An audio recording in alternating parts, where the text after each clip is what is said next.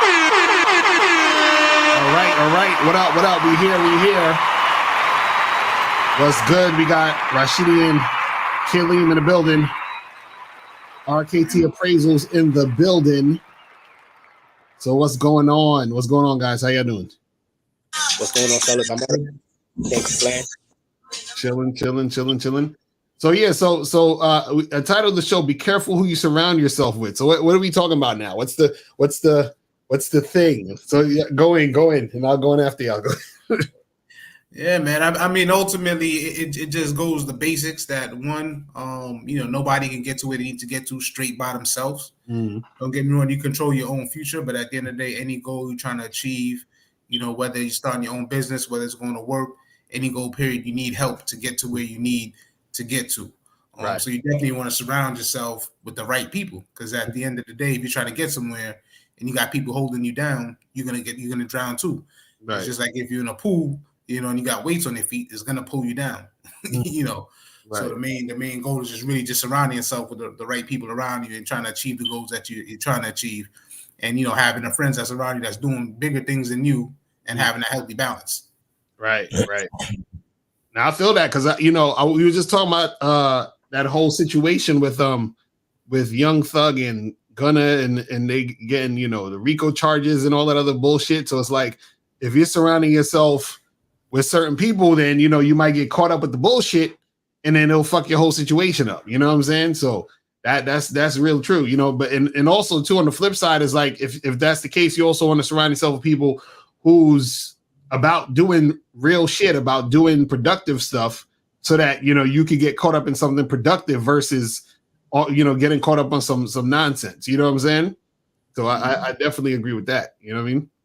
Yeah, I'll be going to piggyback off that. I think it's important to identify who's who, right? And because yes, you want to surround yourself with people who are productive, right? But however, you still need security. You still need goons. Super important. Like the world we live in today, like it can't just be people who can elevate you just making money. Because when you make all that money, you get robbed. Who you gonna call? The police? Like for real, so it's important to know, like you have to have people for different levels to it. One to be around yourself with. I'm not like you have to know what these people are for and use your people accordingly. People when you say to use somebody, they look at it in the negative aspect, but it's a positive thing to use somebody, knowing what these people are valuable for. Like I know certain people I know I can get money with. I know certain people who go out with, have a nice casual evening with. I know some people who are like, I know some goons, but it's necessary to know all and to know how to use them accordingly. You get what I'm saying? And know what they're there for. I think the environment that you're in also super important. People, because the thing is, on a day-to-day, people, they talk negative. Like on average, it's only natural the world that we live in to be talking negative. So you want to surround yourself with people who are more positive and more optimistic, so it kind of overpowers that negativity that you're going to hear naturally every day. So that's super important too.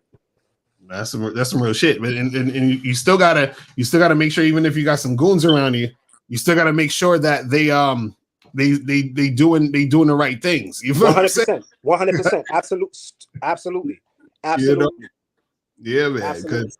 Because you don't want to get, because they'll do some shit and they get your ass caught up because of the stupid shit they did, and then they be like, well, he told me to do it, and you're like, nigga, I ain't tell you.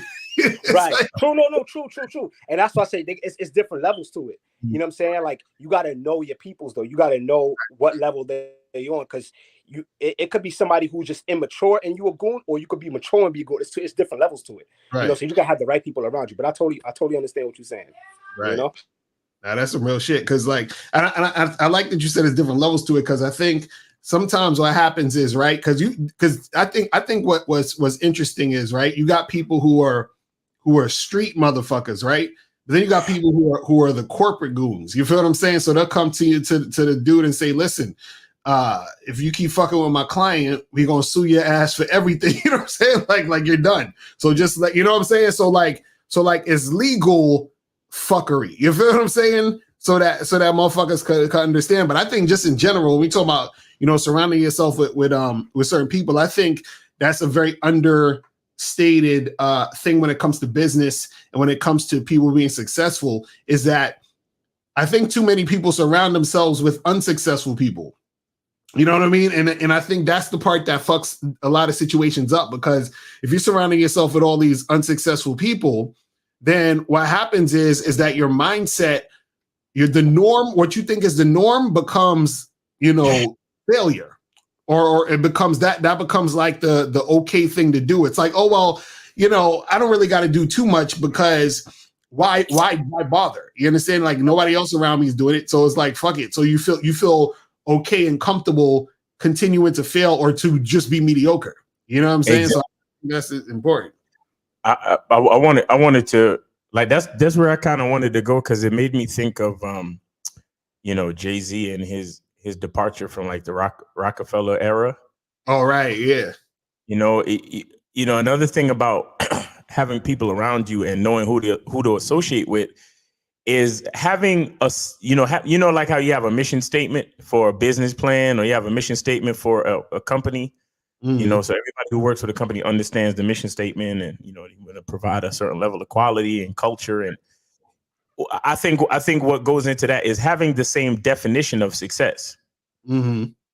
Or having a similar definition of success. Like me and Lucario have been in business for years, and I think a part of the reason what kept us going strong is that we ultimately have a similar like vision of what success looked like and how we want to live our lives. So, we were lucky enough to like create a partnership that lasted this long and is thriving. You understand what I'm saying? Mm-hmm. And I'm thankful every day for that shit, because it's hard to find somebody that you could really click with and really be successful with for this long, this consistently. You know what I'm saying? So I'm always thankful for that shit. But truth be told, we started out in a group of 4 business partners. You understand?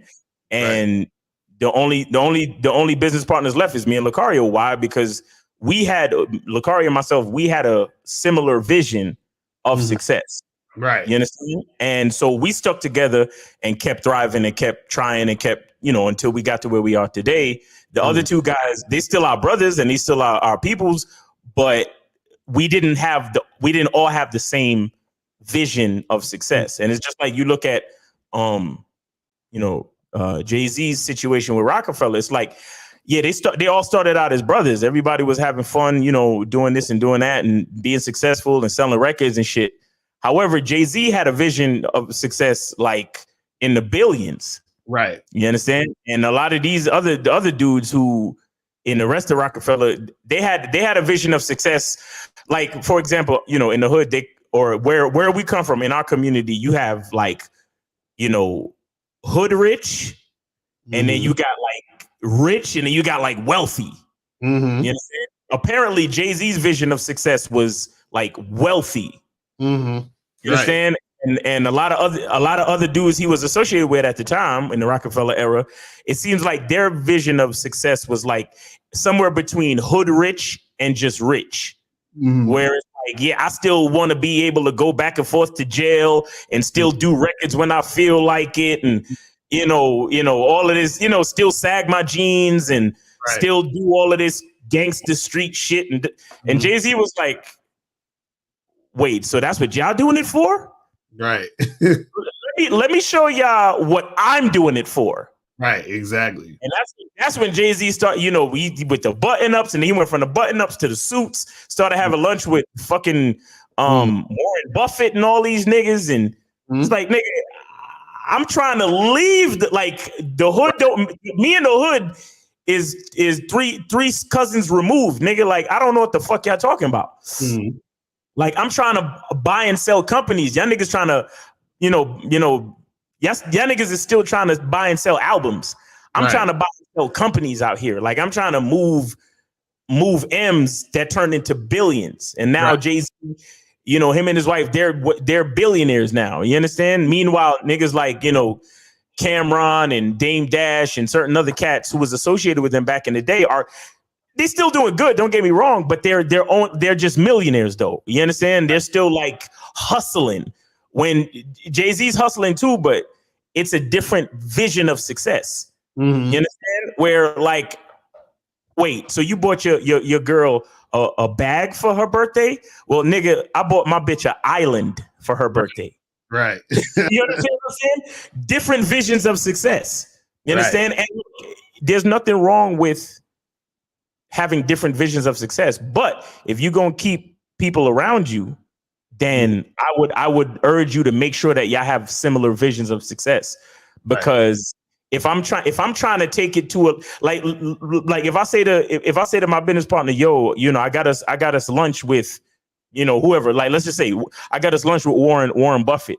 You understand? And then Lucario looking at me like, nah, nigga, I ain't fucking with them niggas, man. Fucking white boys and shit, man. I ain't trying to fuck all that. I'm trying to stay in the hood. I'm gonna be looking at him like, okay.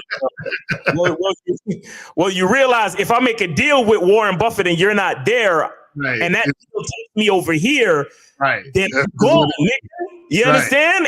It's not like I'm trying to leave you, but I asked you to come with me to lunch and you was on some, nah, nigga, you know what I'm saying? Fuck all that. Hood street nigga shit, nigga. All right. Like, okay. Because obviously our visions of success is two different things. You know what I'm saying? So, you know, it's like, you know, sometimes, you know, you have to really like have a mission statement, have a vision, have a perspective where it's like, yo, are we just trying to get money? Are we just trying to hustle? Or are we trying to get wealthy out here? You understand what I'm saying? So, you know, like, for example, like almost every show we come on and we tell y'all cats like, yo, make sure you looking, you know, holla at RKT appraisals, start looking at some, you know, some mutual funds, start looking at, you know, some IRAs, start looking at some life insurance plans, and start using these things as a vehicle to invest your money in, so you can have some real money and some wealth later on in your life, and you can leave some money to your family with the death benefits and all that type of shit. And you got some niggas that's gonna be like, nah, nigga, you know what I'm saying? I'm out here hustling, man. I got to keep my money under my mattress, nigga. You feel me? 'Cause I ain't really on that. I ain't on that white boy shit, nigga. You feel me? Fuck all that IRS and all that. I don't fuck with all that, nigga. I'm just out here getting my money, nigga. All right. All right, nigga. And there's that type of mentality why Black lives don't matter. But that's another conversation entirely as well. You understand? But we gotta have you know, similar visions of success. And I think that's what's going to keep us motivated to stay on the grind, you know, with the people that we grind with. You understand? So that's what's important. So we got a question. So he said, Sean Ray and Raina said, after determining what kind of people you want to surround yourself with, what are recommendations do you have to find or attract those people around you? So what's your thoughts on that shit? Yeah, I mean, the first step is it starts with yourself. You yourself gotta wake up every day and want to get better and want to do better. You know what I mean? So it starts with yourself, and I'm honestly just socializing. You know, for me personally, man, I socialize with everybody. Everywhere I go, everywhere I'm around, I'm laughing, joking with people, smiling. You know what I mean? Hugging babies, like that. That's just what I do everywhere I go. You know what I mean? Like, you just got to interact with people, whether it's going to the gas station, just talking and networking, and just talking to people, and that's all I do. And you'd be surprised how you connect with people. You know, as simple as walking in the supermarket, just talking, hey, how you doing? Just start sparking conversations. The main thing is just getting comfortable, being uncomfortable, and just sparking conversations with random people. And then before you know it, just exchanging numbers, because people are willing to exchange numbers and social media all day, every day. And that's what they check anyway. Look me up on social media. And then that's when it starts, and then spark conversations. So that's the first thing, just yourself, being social, being being able to, look decent so you can interact with people, so people feel comfortable approaching you, because that is a thing. And then from there, that's it. You'd be surprised how many people you come across and see what they're doing. Oh yeah, you do this? Oh, all right, yeah, I'll learn about that. Let me learn about that. And that's it. That's really it for me. Right. And I would say to kind of fine tune that is to, make a conscious effort to hang out in certain places, like certain quality and levels of places. Because what we all understand, shout out to Meek Mill, is levels to this shit, right? It's levels to everything, right? It's levels to where you hang out. It's levels to who you talk to. It's levels to everything. So, like, for example, a lot of people don't necessarily like to play golf, but they say a lot of business deals are made on the golf course, right? And what they really mean by that is that, look, a lot of golf is a sport that attract a lot of rich motherfuckers. You understand? Because when you play golf, usually you have to be a part of the, the country club associated with the golf field and all that type of shit. So you kind of need to be a part of the group, and to be a part of like a country club, you need to have a certain number of zeros behind your name. You understand? Right. You need to live in a certain neighborhood that's associated with the country club and all that other type of shit.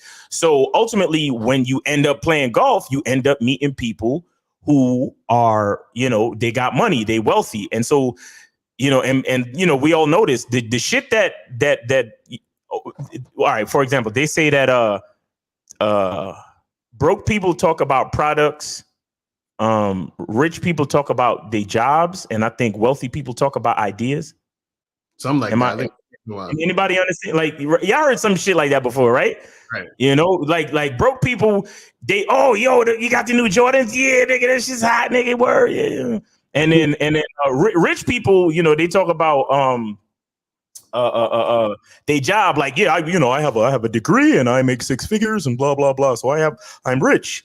But wealthy people, they talking about ideas, like Elon Musk and niggas like that. Oh yeah, I'm trying to allow people to pay commercial grade fees to go to the moon just for an hour, and make niggas pay me $100,000. You make $100,000 a year. I'm trying to get a motherfucker to pay me $100,000 so he can go in orbit on the moon for 2 hours. Mm-hmm. I'm saying, like ideas, right? So, to answer the question, if you want to attract certain type of people, you got to find yourself in certain environments where the people you're trying to attract are going to be.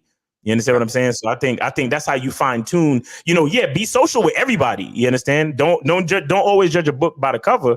But however, to fine tune it to increase the probability of you meeting a certain caliber of person, then you got to put yourself in certain caliber environments. That's real shit. I will also say, there's this movie on Netflix or a documentary. It's called The Script. Check that out. Like, it's basically talking about the law of attraction and attracting things into your life that's necessary, that whatever you want. Let's think about it like this. It's almost like whatever car that you drive. You ever notice once you're in that car, you start to see that car everywhere. It just magically pops up everywhere. You go to the supermarket, you go to the gas station, you just happen to see that car, the car that you're in, because you're like attracts like. So first, like what Rashidi and Miles are saying, you have to, for one, work on yourself, because once you identify who you want to be, you're going to start attracting those people who you want to be into your life. But it's still like what they were saying, it 100%, it starts with you. Right. And I was going to say this too, is that when it comes to, you saying surrounding yourself with, or how do you attract those people, whatever. First, like what you were saying, Killiam, is that, you got to figure out what you want, but you also have to know the price you're willing to pay for what you want. So I think a lot of times people think they want something, but then when you get it, it might not be what you actually wanted. Or when you're in a situation, it might not be the type of situations you want to be in. And it might not be the type of people you want to surround yourself with. But that comes with understanding yourself first, because this is what I learned about even just being in business and doing this stuff over the years. There's a difference between wanting something and then getting it and realizing that this may not be what you want. So what I mean is that, like, you in your mind, you're like, that seems cool. Then you get the thing you think seemed cool, and then you have a conversation with yourself, and you be like, you know what, I actually might not actually want this shit that I thought was cool. But that happens as you're progressing and going along. So a lot of times you don't know it yet because you're not in the situation. So you always have to reassess. So even with that reassessing it, you still have to ask yourself, who are the people I'm around? Do they line up with what I actually want right now, with the knowledge that I or the understanding I have now? So a lot of times, so for example, like, let's say somebody is trying to be like a musician or a rapper or whatever, and they want to blow up and they want to be the next hot thing in the music industry, whatever. And so they doing anything. And they're like, man, I want to be, rocking with this producer and this artist and blah, blah, blah. Then they get to that point and they're like, yo, this person's a fucking dick. You understand what I'm saying? Like, I don't like being in the same room with this motherfucker. You understand? But now the person is trying to put me on the casting couch. Exactly right. You know what I'm saying? Facts. So you're like, yo, I realize now that this isn't where I want to be. I don't want to surround myself with these type of people or this type of energy because it just doesn't feel right to me. But I didn't know that yet because I wasn't here. So now that you're there, you can further reassess what you want, which can actually get you to further heights in what you're trying to do and make you more successful because now you're honing in on actually what you're about versus you thought you were about this. You surrounded yourself with this situation and then realized, damn, this is what I didn't want. And if you continue to do that, that could be your downfall because now you're ignoring your intuition and you're just going along with shit because you're just trying to get clout or you're trying to like become the biggest thing or whatever. So I think a lot of times what happens with people when it comes to success, I think I'll say this, is that I think the biggest part of success is being comfortable with who you are and being able to get it how you live, being comfortable who you are. You understand? Versus trying to do what everybody else is doing and trying to live up to other people's expectations. And I think that also goes along with like who you're surrounding yourself with, because I think sometimes people will surround themselves with people based off of thinking that that's going to make things better for them. But sometimes it's the opposite. So you got to check in with yourself all the time to make sure you're surrounding yourself with the right people. But you're only going to know that if you understand yourself in these moments. You see what I'm saying? Thanks. So I think that's important. Yeah, understanding yourself.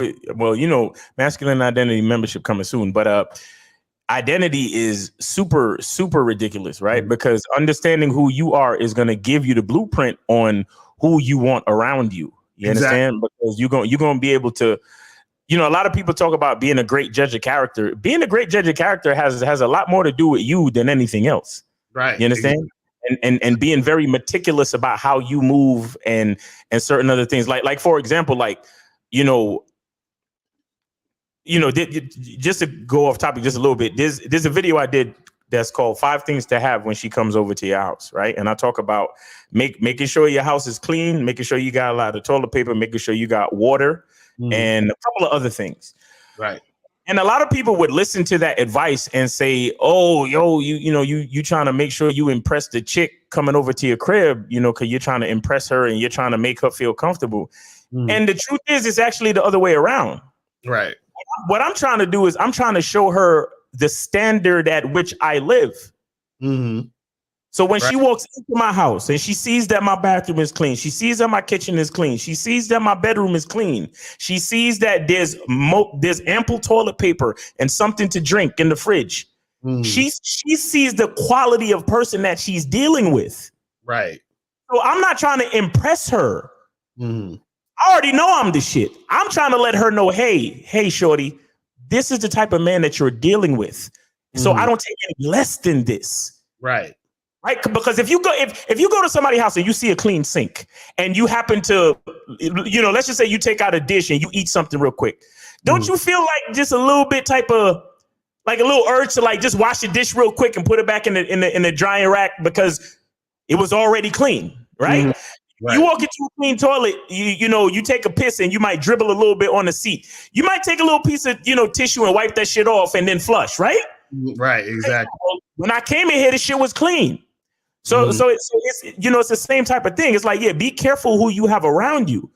But first, you have to have a pristine identity. You understand? You have to know the type of motherfucker you are. So when you do get to kicking motherfuckers out of your life, you know that it comes from a real place. It's not because you being malicious.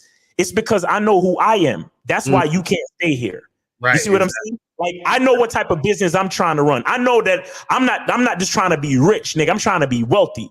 So a motherfucker like you who just trying to be rich with a brown paper bag under his mattress, I can't fuck with you, homie. Right. And it's not nothing against you. It's just that I know who I am. You feel me?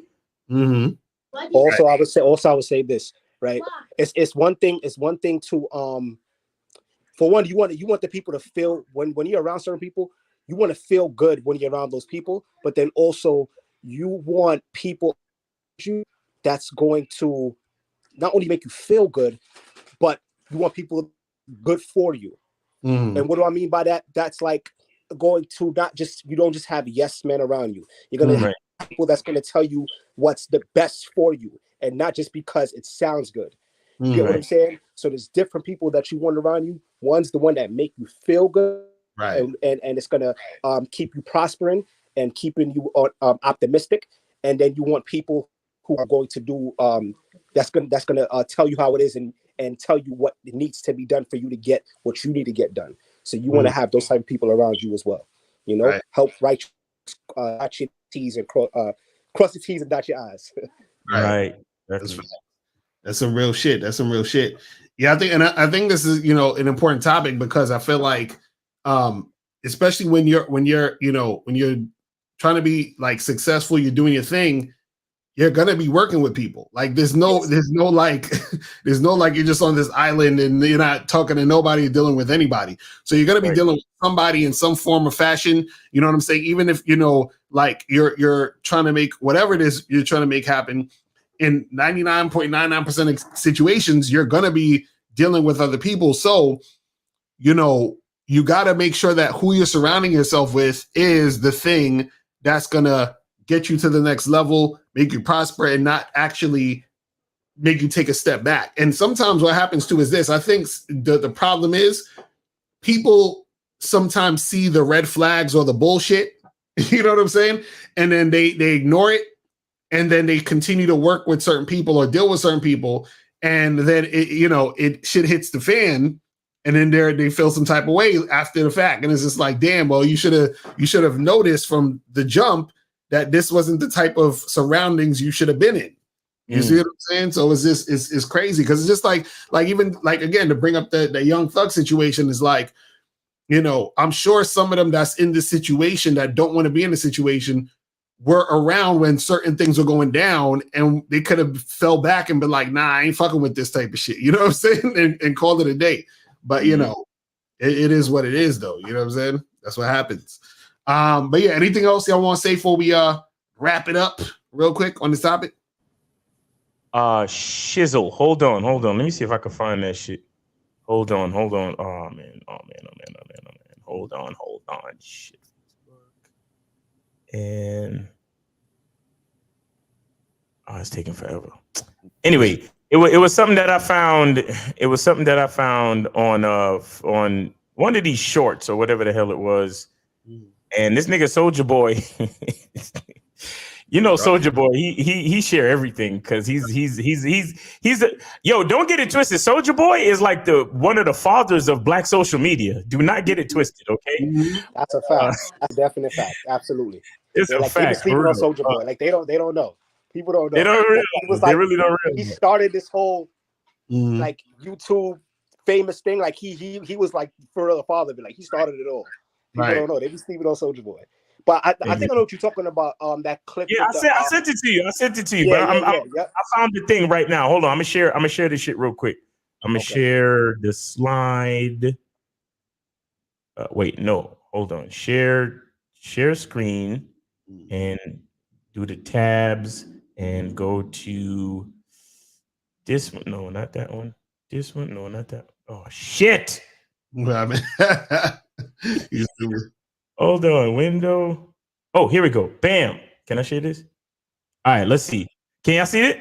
Yeah. All right, so that's if y'all can see it. That's Soulja Boy. Can y'all see it? Yeah, it's trying to go into full screen. Oh shit! For 100,000, how y'all only got 30,000 in the? All right, I'm gonna explain that in a second. Hold on. All right, it's in there. Okay, good. All right, here we go. For 100,000, how y'all only got 30,000 in the bank? Where my money at? Soulja.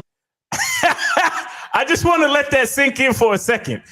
Soulja Boy went to the bank to go get $100,000. Now, Soulja Boy is a millionaire. Okay, so Soulja Boy got money. Let's not act like Soulja Boy ain't got money. Soulja Boy got some goddamn money. He went to the bank to get $100,000 out of the fucking bank, and this is what happened to him. I asked for 100,000. How y'all only got 30,000 in the bank? Where my money at? Soulja Boy, that's called fractional reserve lending. As of March 2020, the banks are no longer required to keep any of your money in reserve. They took your 100K and immediately went and lent it out. While they're getting 10 to 15% on your money, they're only giving you 0.05%, brother. The banking system's corrupt. You're better off taking that money and placing it in an uninterrupted compound interest account, otherwise known as a cash value life insurance policy. Woo! Okay. All right. See, I love doing this because I love to hear, so y'all can see white people saying it. Right. So when you see me saying the same shit, you have confidence in me because I know I'm a nigga and I know it's hard to trust niggas with your money. Right. Right. So let's hear the white folks say it. I'm gonna play it one more time from the beginning. Let's go. I asked for 100,000. How y'all only got 30,000 in the bank? Where my money at? Yo, and Soulja Boy is tight. Mm-hmm. Okay, white boy, explain it to him. Soulja Boy, that's called fractional reserve lending. As of March 2020, the banks are no longer required to keep any of your money in reserve. They took your 100K and immediately went and lent it out. While they're getting 10 to 15% on your money, they're only giving you 0.05%, brother. The banking system's corrupt. You're better off taking that money and placing it in an uninterrupted compound interest account, otherwise known as a cash value life insurance policy. That money would be protected from market loss, likely outpace inflation, and grow tax-free for the rest of your life. Tax-free! Whoa. Hey, Jesus, man. Not sure what tax-free! Huh? That's crazy. I gotta unshare that shit. How you? Just remove it. Yeah, that's normal now. You good now. Yeah. That's funny. Guys, do you see what we're talking about? Mm-hmm. This is why you gotta go to RKT appraisals. Facts. And get your money out the bank and put it into an investment vehicle. Mm-hmm. What did the guy just look when you take your money to the bank don't leave your money in the bank. I remember I told y'all a story, and this was years ago. He just said something about as of March, whatever. No. This was back in the day when me and Lucario was still making beats and music and shit. Mm-hmm. And he went by the name of Trends, and I went by the name of Steel Waters. Mm-hmm. Right. That was Don't ask, nigga. Don't ask, right? But this was like in the late 90s, early 2000s. Lucario and myself went to the bank. I forget, we was trying to buy a camera. We was trying to do something. Right. We went to the bank and tried to take out, and it was something small. It wasn't no Soulja Boy shit. We went to go take out like 2 G's or maybe 1,500 or something. Right. And niggas told us that we had to come back another day for the other 800. Right. Exactly. That's what? Crazy. It is, bro. Like, we never had more than maybe 3 G's in that bank account, my nigga. We wasn't rolling like no Soulja Boy. Mm-hmm. Niggas had a little bit of money, and when we went to go get our little bit of money, niggas was like, we don't have the rest of your money." What? So that just shows you how you put your money in the bank. And they literally take half your money and throw it into what they're doing is they are investing your money because you're dumb enough not to put your money in an investment vehicle. Mm. You put your money in the bank, and what do? They put your money in an investment vehicle because they don't expect for you to come get your money anytime soon. And even if you do, they'll do you like how they did Soulja Boy. The rules are they don't have to keep 100% of your fucking money in the bank. They just have to have it on paper that they have a certain amount of money for you, right? But when you go to the bank, you like Soulja Boy, hey, I wanna do a cell phone picture with a wad of cash. So give me $100,000, nigga. They looking at you like, sir, we can only give you 33,000. Right. And you can't even do nothing about it. Imagine that shit. Right. That's crazy. Imagine that for a second. You're a millionaire. You go to the bank and say, hey, I need $100,000. And they look at you and go, sir, we can only provide you with 33,000. And you can't even call the cops or nothing. Exactly right. He's gotta wait. You gotta wait for them to get it back. You know what I'm saying? And the side note about it, all it is what the bank is really saying is that whatever you're doing that you need to take out this cash, it's clearly stupid. Like if you really think about it, right? you think about it, like that's what the bank is saying, though. Like, True that, you can charge this, it's checks. Why are you taking out cash? Where do you have to go that you got to take out $100,000 cash? Is this wise? Like, is this a real business move? Right. That's crazy. Hey, so listen, the best place to put your money, you know, if you got a decent little sum of money, the best place to put your money is in an investment vehicle. It's something that can be easily provided to you by our guys and our good people at RKT Appraisals. Go to rktappraisals.com or call 973-420-5028 and holla at these gentlemen. Bro, Kaleem, how many fucking life insurance policies do I have with you, bro? Oh, you have a few. It's a few. Okay. It's a few. Okay. Definitely. All right. And my guy is properly protected. He's good. I'm protected. And My mom's is good. Him and the family, exactly. So my mom's is good. Yep, she's good. You understand me? Lucario is good. Yes, you understand me? If something niggas, it's to the point where niggas gonna start wishing I died, because when I die, niggas is good. You know what I'm saying? My black life matters, nigga. You feel me? Right. Better stop playing for you end up on that Lifetime movie. That's what they do. Kill everybody off and cash that check. Yo, but I'd rather have it that way, though. I'd rather have it that way, so I know that my people's is good, and I'm out of here. You understand? I'd rather have it that way. You feel me, guys? So again, holla at my guys at RKT Appraisals, 973-420-5028. Get with them. Put your money in an investment vehicle like a cash value life insurance plan, an IRA or a Roth IRA, some type of retirement situation, a mutual fund. You understand? Take your money out the bank and put it into something where it's going to grow interest, and not just interest, but compound interest. You understand? Mm-hmm. And we talked about this a couple shows ago. Invest in your 401k at your job, bro. You understand? Because as the world goes round and round, cash is all right. You understand? But money's digital now. Mm-hmm. Money's all digital now. And if your money's truly digital, it should be somewhere accruing some type of interest. You understand? So get with my guys, man. Stop playing, all right?